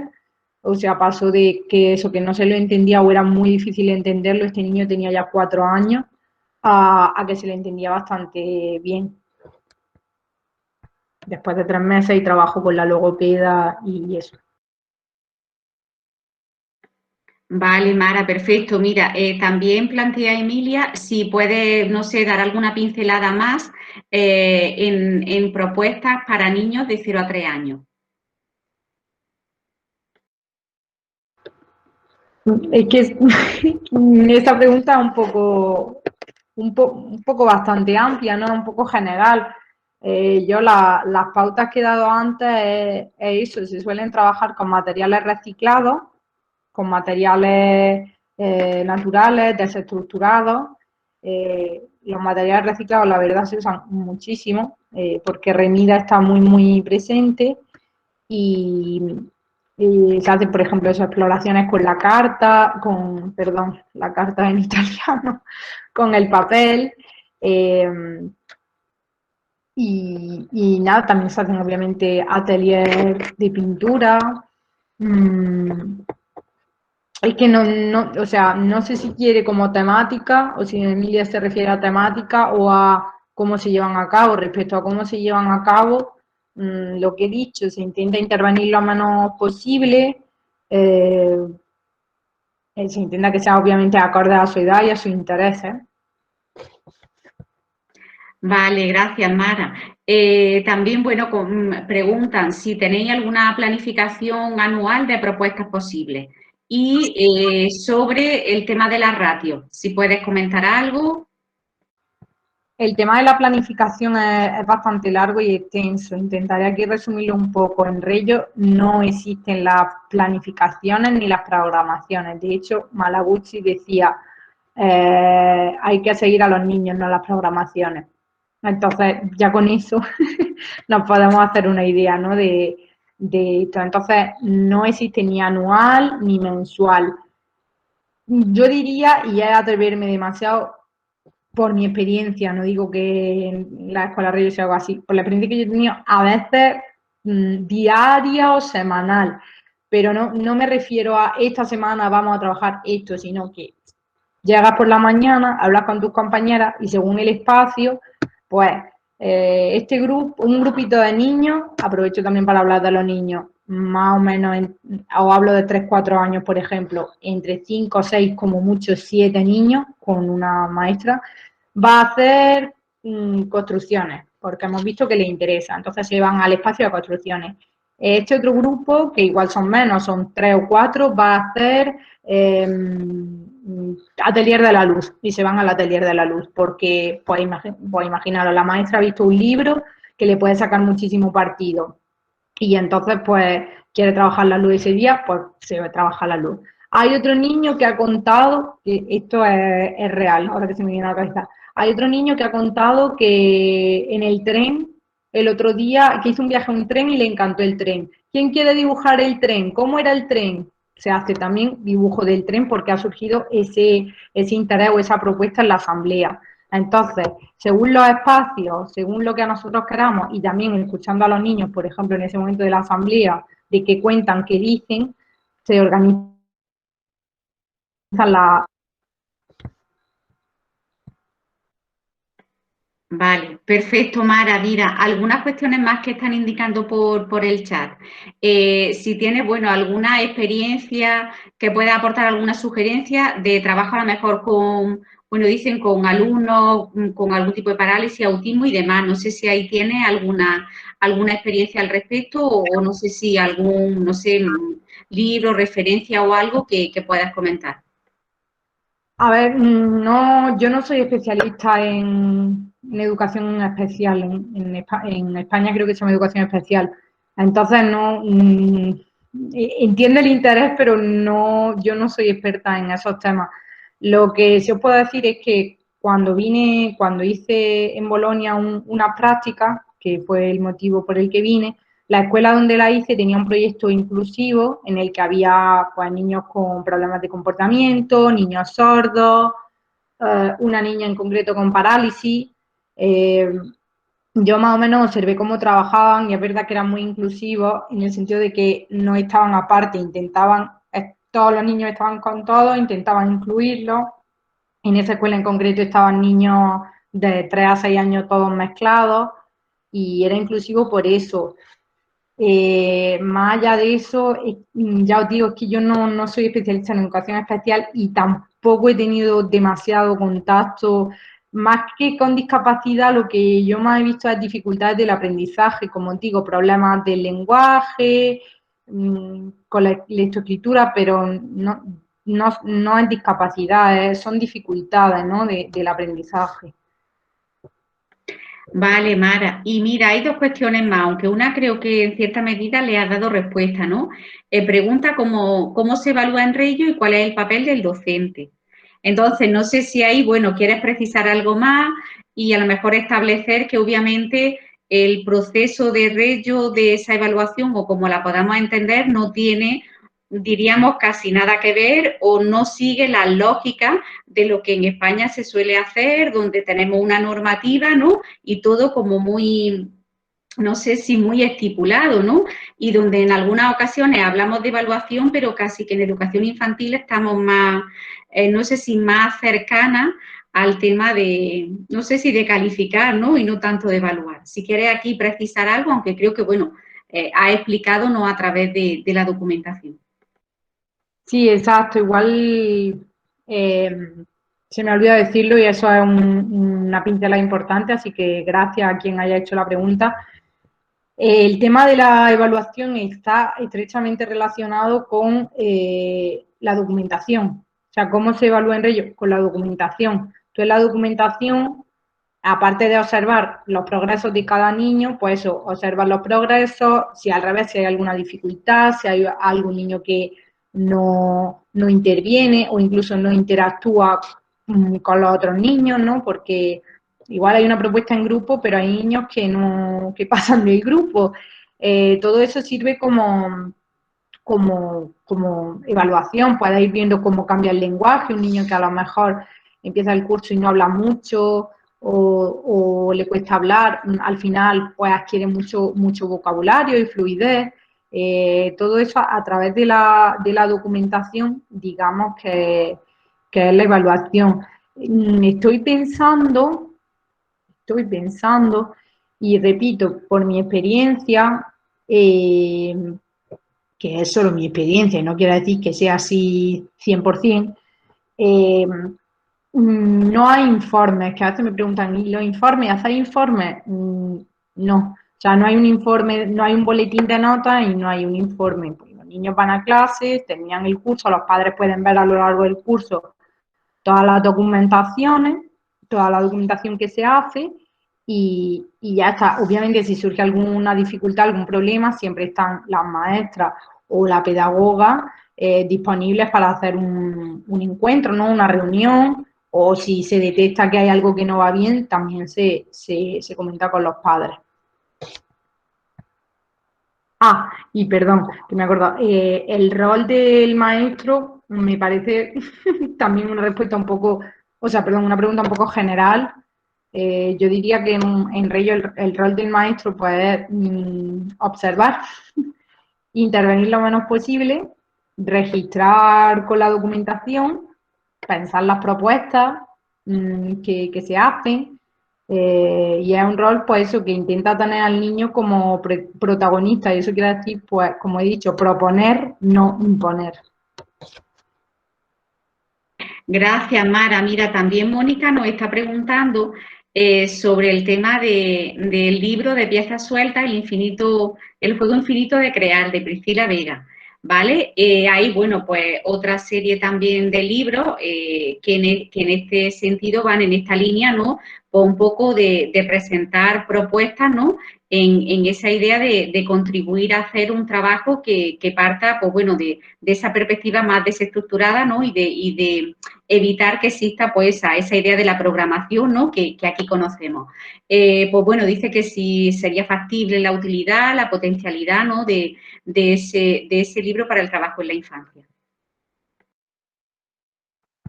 He visto el libro, y con visto me refiero, lo conozco, lo he visto por internet, pero no lo he leído, si soy sincera, porque entre unas cosas y otras sí que he visto opiniones y me han hablado bastante bien.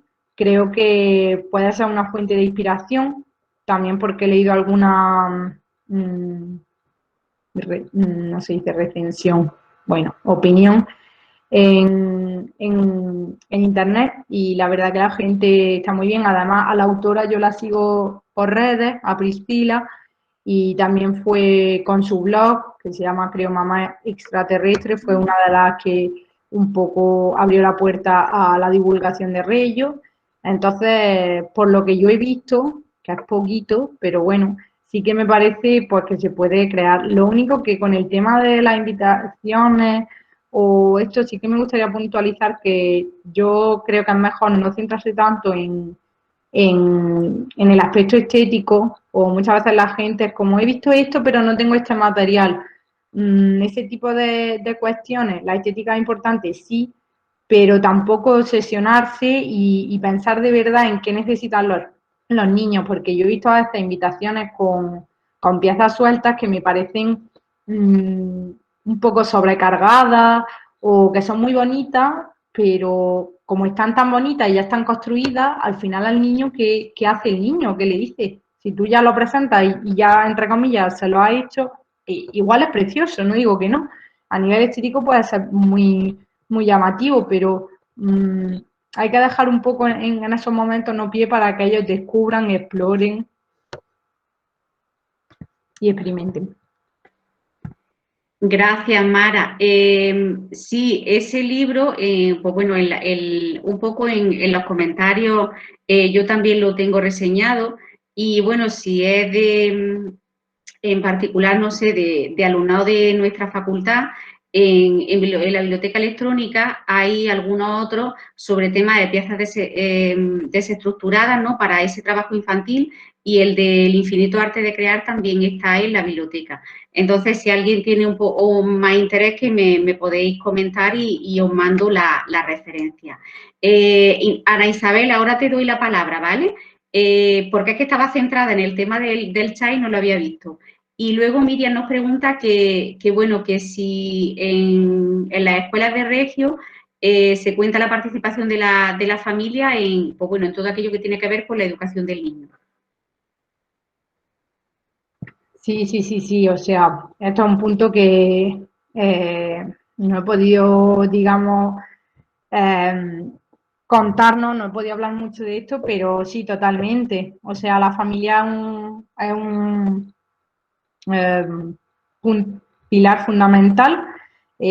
Al final la familia o lo que quieren en Reyo es crear una comunidad educativa y comunidad en el sentido más amplio de la palabra, ¿no? Que la escuela sea un lugar de puertas abiertas y que esté abierto para todos, incluso no solo para los padres, para los abuelos, para los tíos, para los vecinos, que se sepa, por eso también el tema de la documentación y tal, que se sepa que se hace en la escuela y sea un lugar educativo y abierto a todos. Entonces, sí que tiene importancia los padres, se hacen reuniones obviamente con ellos, tanto a nivel individual como grupal. A veces en estas reuniones incluso se hacen propuestas que igual se le proponen a los niños y a veces un poco estas mismas propuestas se adaptan a los padres para un poco que ellos experimenten, ¿no?, qué se hace en la escuela, ya no solo contándoselo, sino que lo vivan. Vale, perfecto, Mara. Ana Isabel, ¿vale? Si te parece, puedes intervenir. Abre el micro.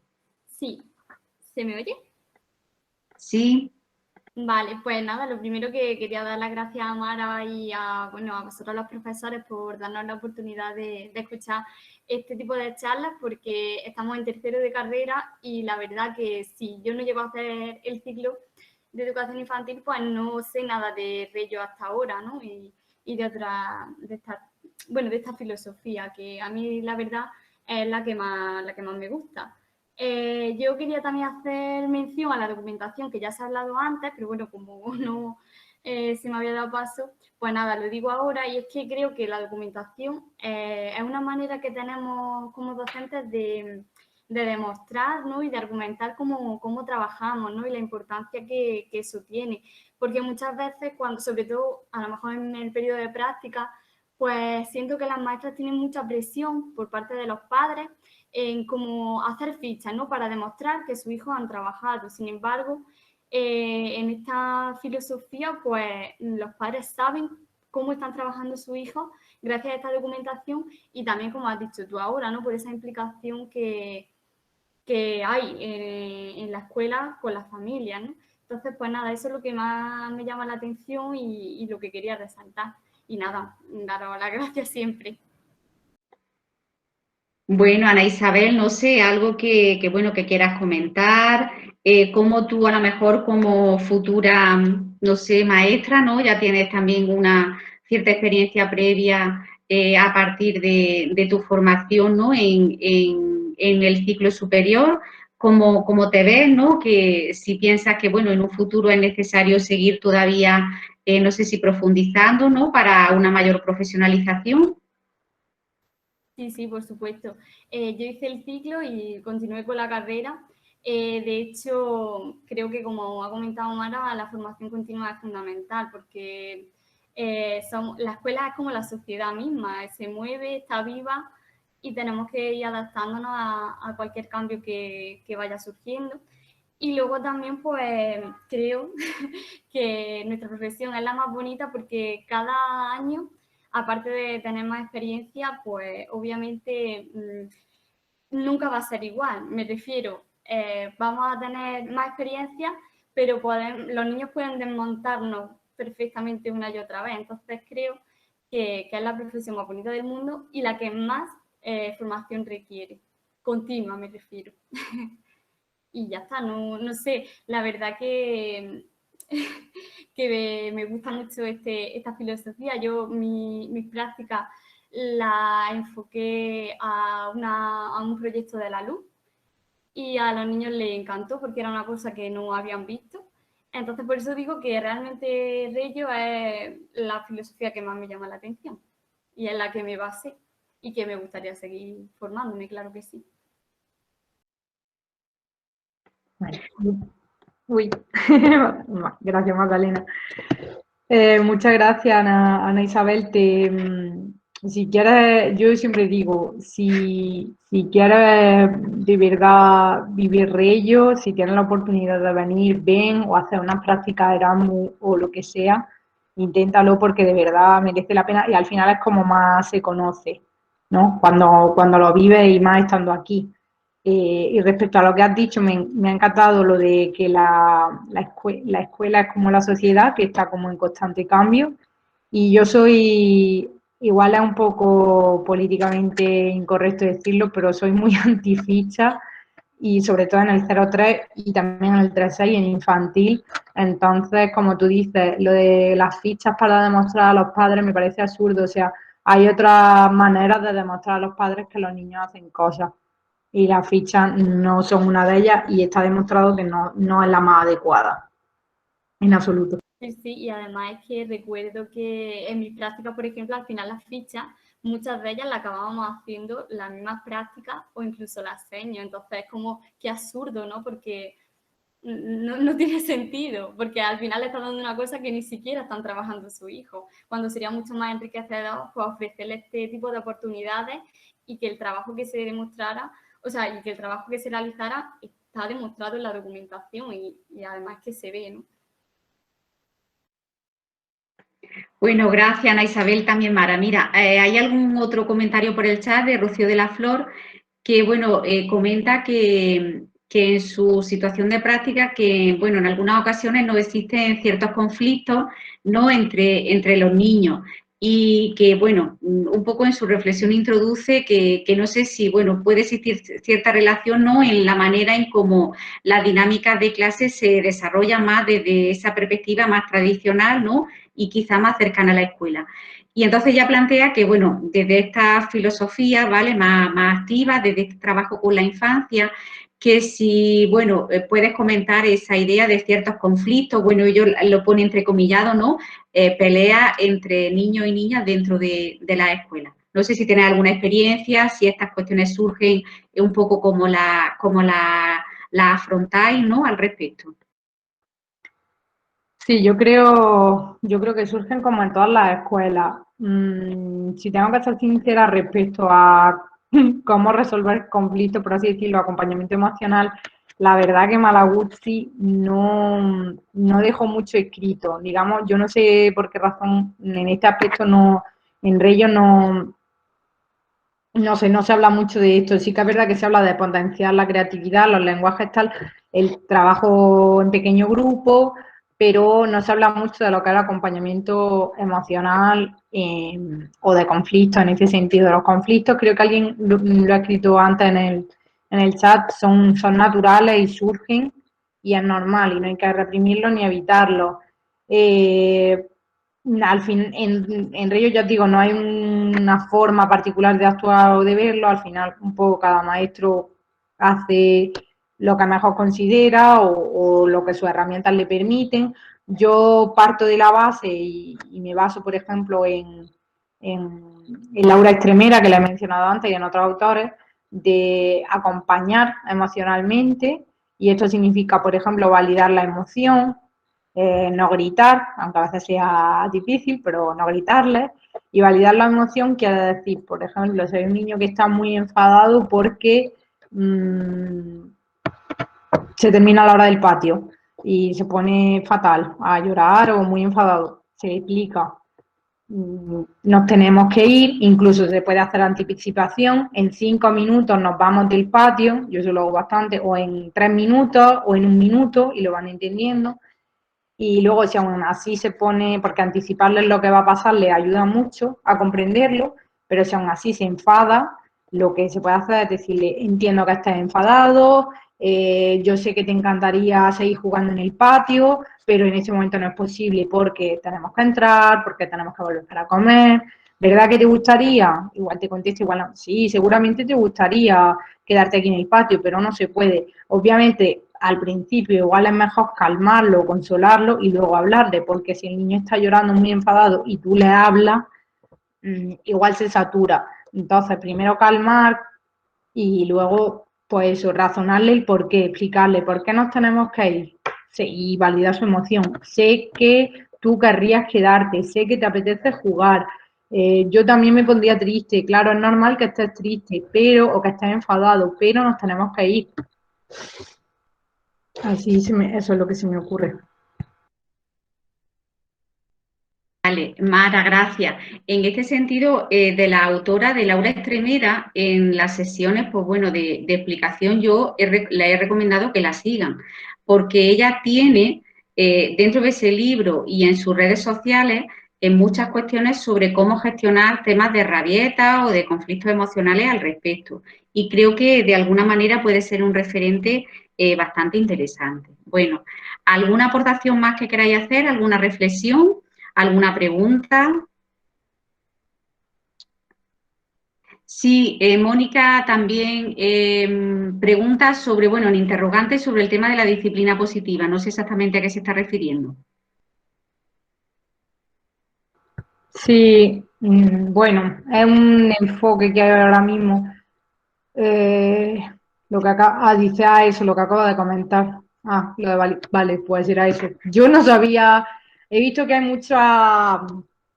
mucho conflicto sobre la disciplina positiva, porque ya llamarlo disciplina, hay gente que dice eso, que al final es lo mismo de siempre, pero encubierto.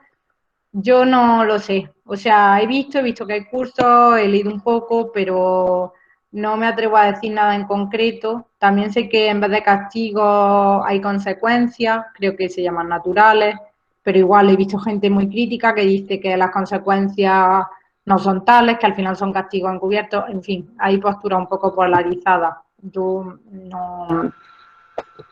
Lo de validar las emociones me parece bien. Si eso es la disciplina positiva, me parece bien.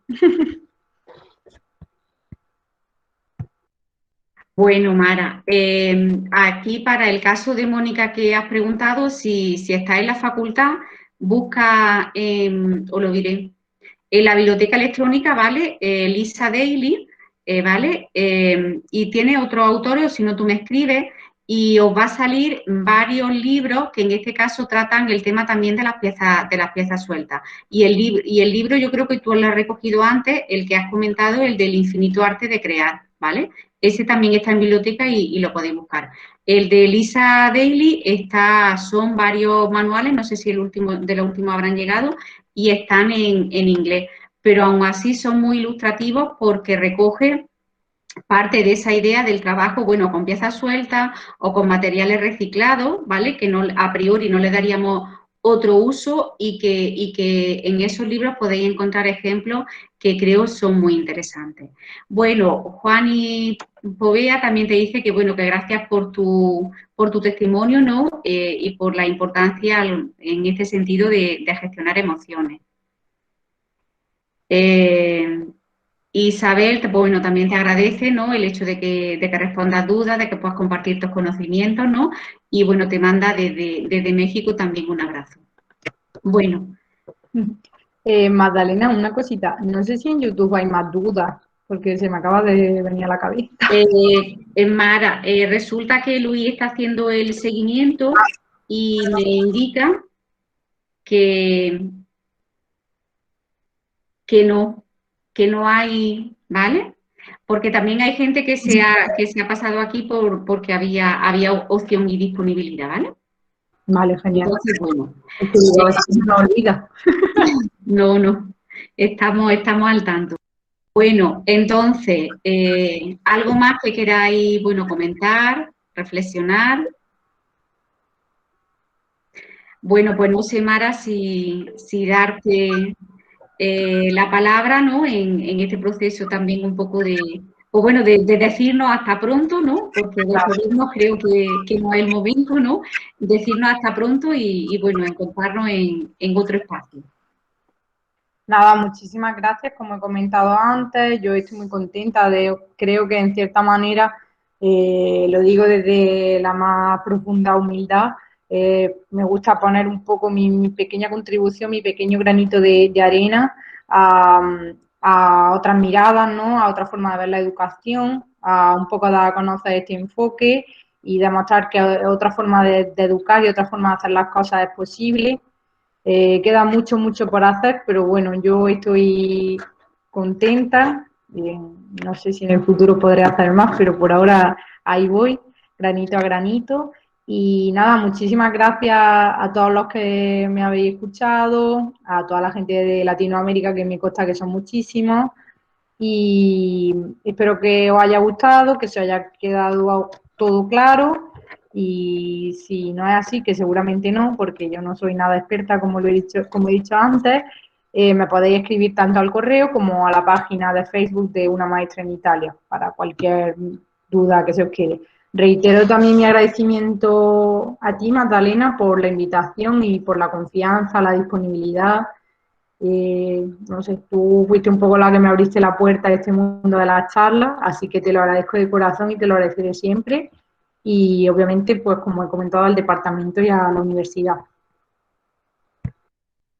Bueno, pues bueno, por el chat también hay distintas personas que te están agradeciendo, ¿no? Por la oportunidad, por abrir eso, la mente, ¿no? A conocer otras filosofías, ¿no? Y bueno, por ofrecer por lo menos una visión de que el cambio es posible, de que no podemos en cierta medida, ¿no? Quedarnos a esperar a ver qué ocurre. Es necesario, pues, una profesionalización, una especialización respecto de la formación docente y trabajar quizá con unas orientaciones mucho más centradas en las necesidades y en las inquietudes infantiles, que a día de hoy estamos, no sé si olvidando, ¿no? Ese trabajo tan necesario. Y, por supuesto, aunque este planteamiento, diríamos, y toda la filosofía educativa, pedagógica del legado de Malaguchi, quizá es menos conocido en España, y ahí podríamos entrar, ¿por qué no? Motivos, porque quizá algunos lo hay. Ello no quiere decir que a día de hoy no haya opción de poder formarse, porque las formaciones obviamente están. En España también, bueno, están dando en este caso a través de charlas o sesiones de webinar. Y luego, por supuesto, la editorial Octaedro tiene los libros, tiene varios sobre Reggio Emilia. El último, sí, la editorial Octaedro a través de la colección Rosa Sensat.